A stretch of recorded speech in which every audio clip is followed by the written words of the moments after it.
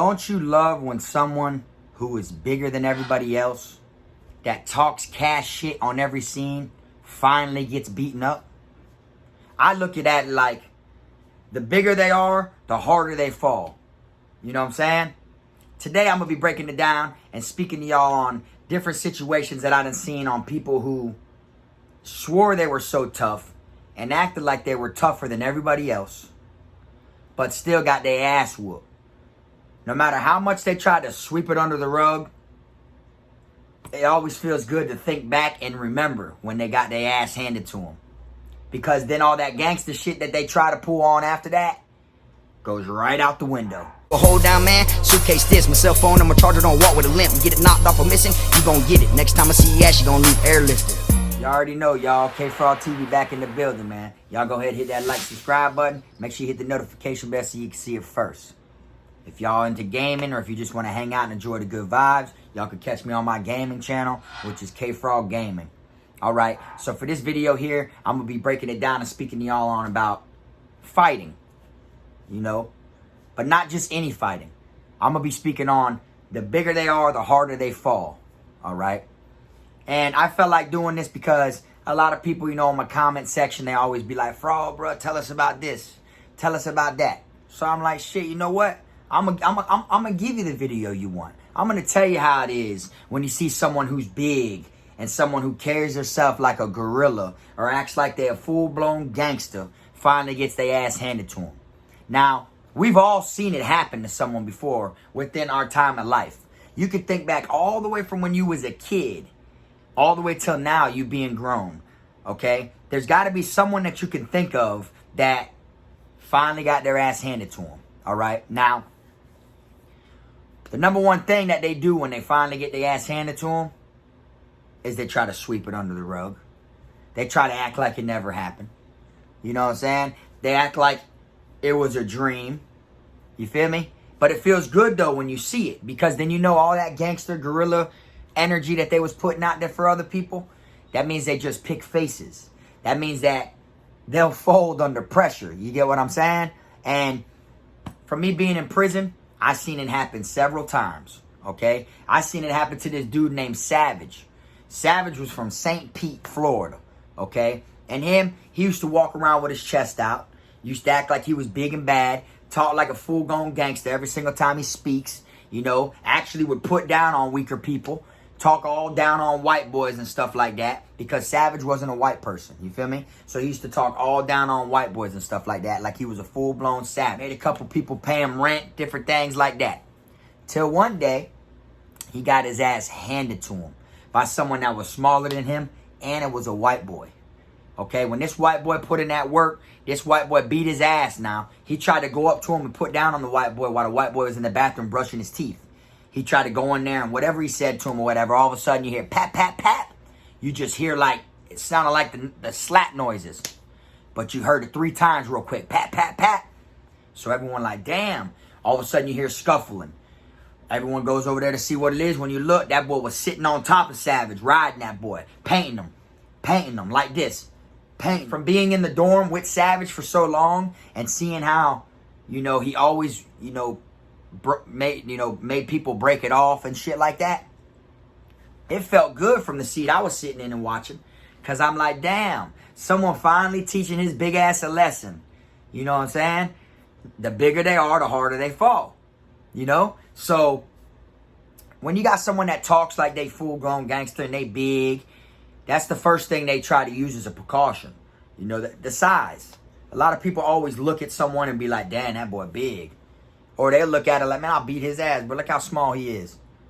You see? I done seen some people toothpick size. Got that smoker strength like them basers back in the day. You feel me? That are straight beating shit. Like for real. And then you got some people that are just big, want to look cocky.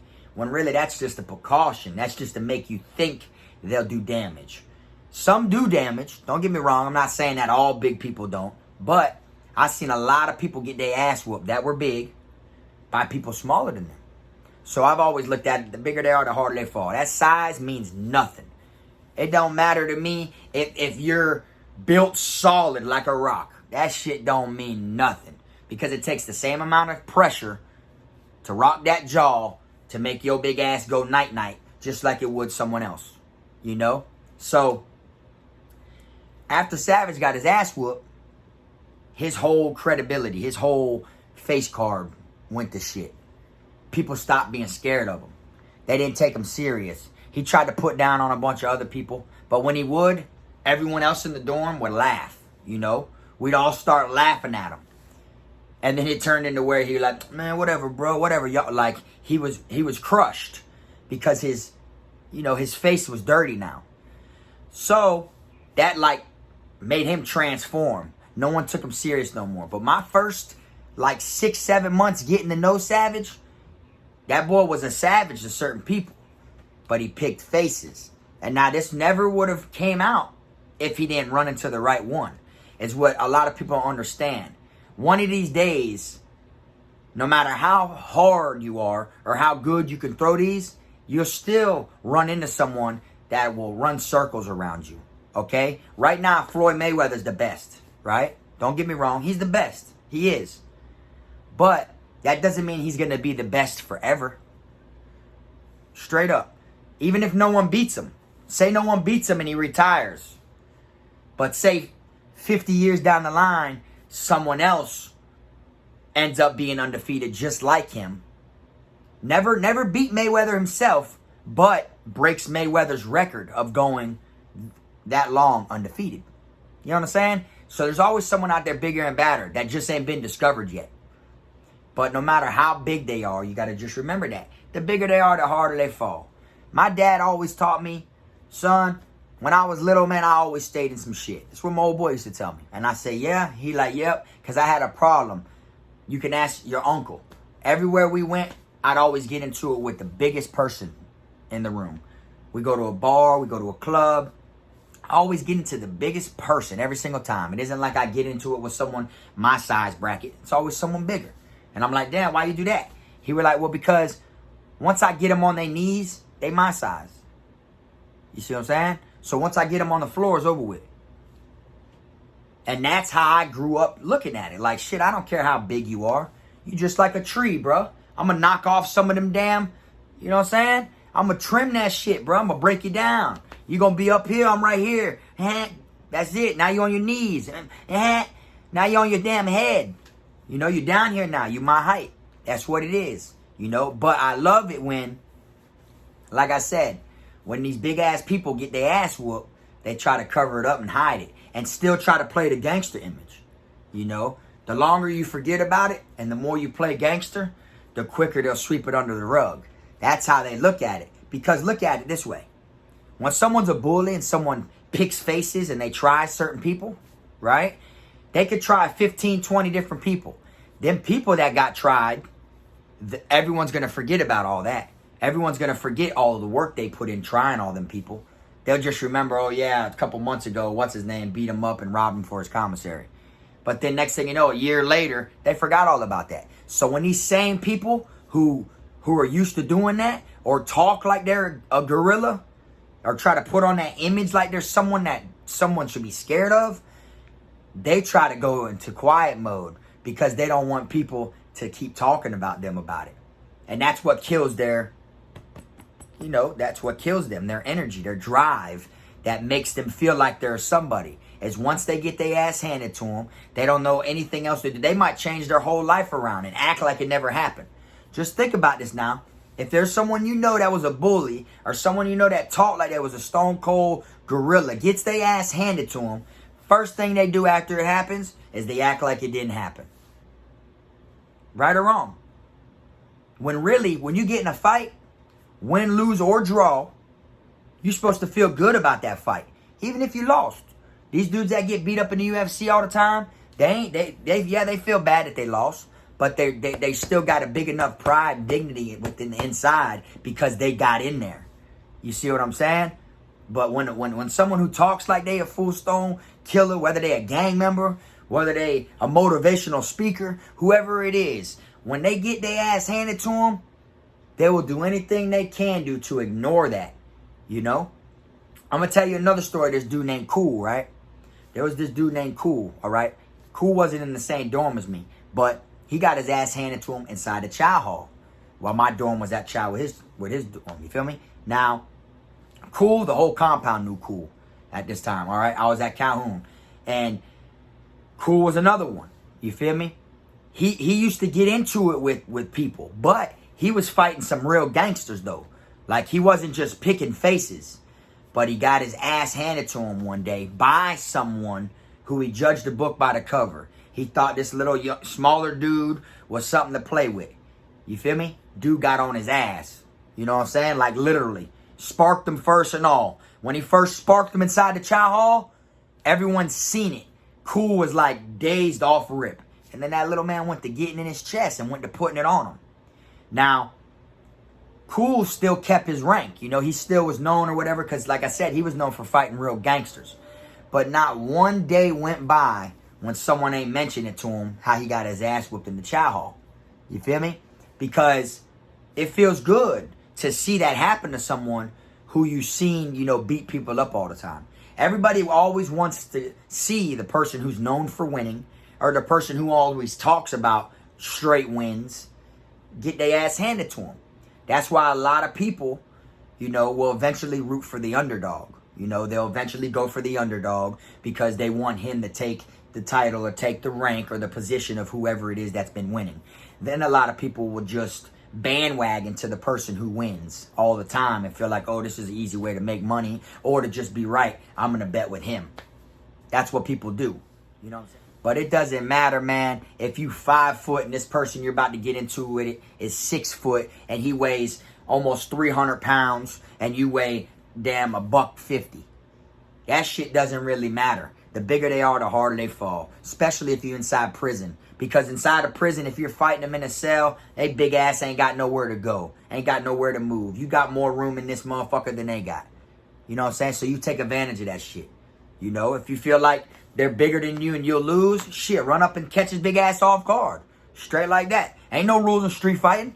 Straight up. You see some big ass dude, he's always trying you or something like that, and he's always putting down and trying to act like he runs shit, and you really want to teach him a lesson, but you know you don't know how to do it. Run up behind his ass, tap him on the right shoulder. When he turns to look to the right, when he don't see no one's there, when he comes back this way, you just get to him. Just make sure that first hit counts. So you get an advantage on him because you're smaller than him. Don't let him grab you though. That's the thing. These big people, they just want to grab.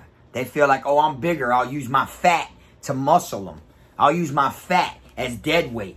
That's what they'll do. You know what I'm saying? They'll fight someone skinnier than them, even if they fat and they not ripped. They'll use their fat as dead weight. They'll try to grab you and bring you to the ground by letting their self, you know, dead weight. So it looks like, oh, they got you. That's all they do. A lot of these big ass dudes don't know how to fight, man. Straight up. What you think majority of them are inside the gym for, trying to get swole for? To scare people off so that way people don't want to fuck with them. That right there is a sign off rip. Not all of them now, but a lot of them. They just go to the gym and get big so they look like not to be fucked with. When really, man, that shit's soft as cotton. That shit ain't nothing. You can hit that boy with a poker. It's like hitting a water balloon. You air that shit out. You know what I'm saying? So, always remember that. Don't ever think because of the size. You feel me? And if you do think that because he's way bigger than you, like I said, man, you sneak his big ass. Feel me? Walk up to him when he least expects it. Act like you tying your shoe. When he goes to walk by, throw a damn banger straight into his kneecap. Like throw a banger, a haymaker. Try to take his damn knees out. You know what I'm saying? Like, or something. You can use it. You can go for his knees if you don't want to go for his face. You feel me?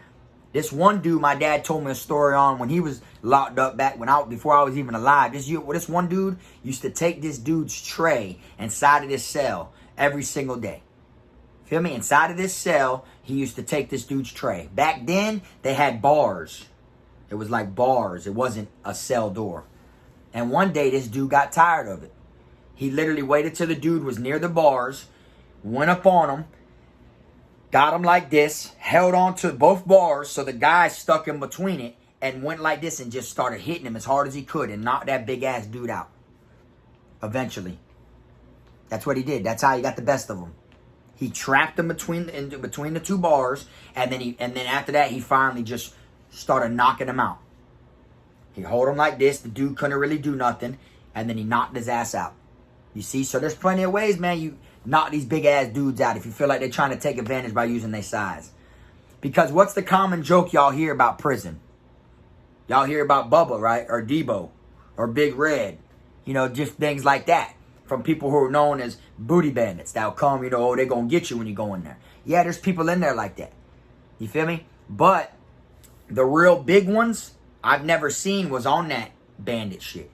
Them real big ones was on that trying to rob you or put down or scare you with their size and different things like that. Walk inside the chow hall, get their tray from the damn flap, walk over there, sit down at a table, and just go to eyeballing people as they're eating, and the other people get scared and leave their food. And he'll grab their trays and, you know, because he looks, you know, he putting on that image like he's Billy the Badass, real big goon. But there is some in there like that. But like I said, man, the bigger they are, the harder they fall. And I love when I see a big one get their ass whooped. Especially if they just a fat boy and they talk like they're big just because they bigger than everybody. I love when they get their ass whooped. Especially when they all ickied up and shit and you see blood. You like, damn, little boy, he had that boy ickied up like that. You feel me? And you can't help but to, anytime you see their face, think of it. It pops up in your head, a whole nother image that you will never forget about that person. But the people that you know aren't living like that, that don't try to put themselves out there like they're living like that, if something like that happened to them, you're not thinking of it. You don't even think of it because they're not putting that image out there. But when they put that image out there like they're a full-grown badass and they known for whooping people, they did this in prison, they known for doing this, they'll do this, I'm affiliated, I'm this, I'm that, and then they get their ass handed to them, first thing everyone does is sweep that shit under the rug. Feel me? But me, I dwell on shit like that because it feels good to see all that talking shit you did, all them 150 fake stories you put out there that you was a stone cold killer. You feel me? Now look, that means out of 150 of them, 140 of them were someone else's stories.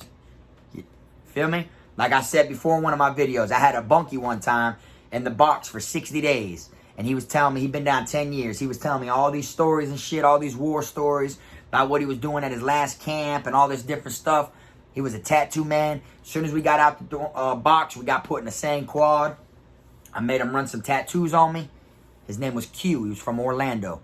I made him do some tattoos on me and shit. Next thing you know, he gets slapped in the mouth by someone.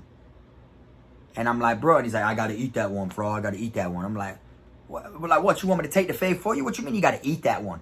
Bro, I got to eat that one, bro. I got to eat that. Bro, you just let this nigga slap you in the mouth? You talking about, I'll take the fave for you, bro.